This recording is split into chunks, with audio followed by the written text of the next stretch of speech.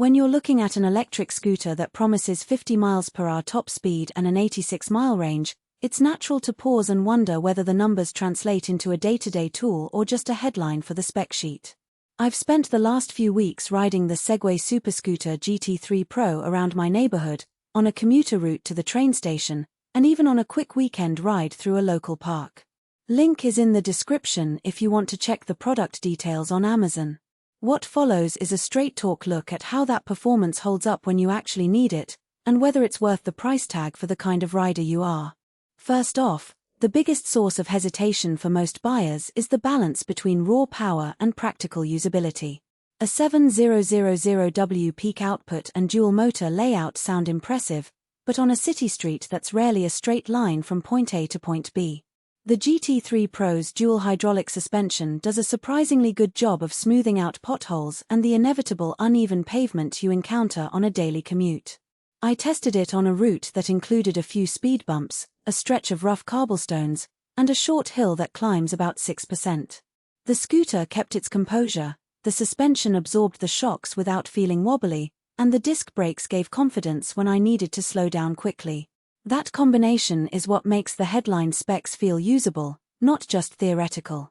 Range is another point that trips up buyers.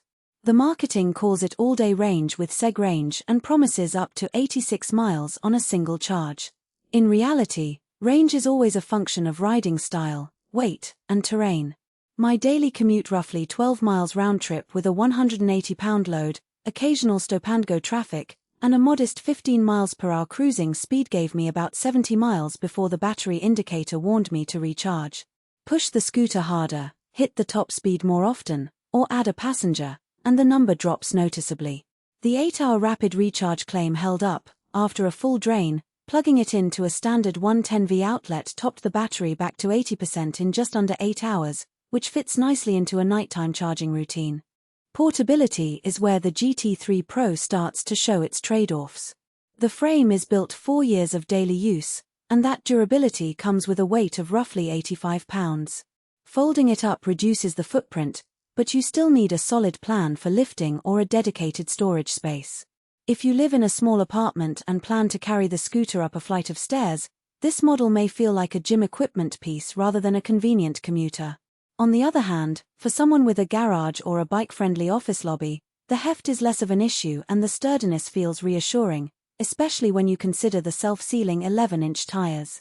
Those tires have lived up to the puncture-free promise. I rode through a small glass shard on a sidewalk and the tire didn't lose pressure, saving me the hassle of a flat mid-ride. Safety certifications matter for riders who are new to high-speed scooters. The GT3 Pro is UL 2272 certified, which means the electrical system has passed strict fire safety testing.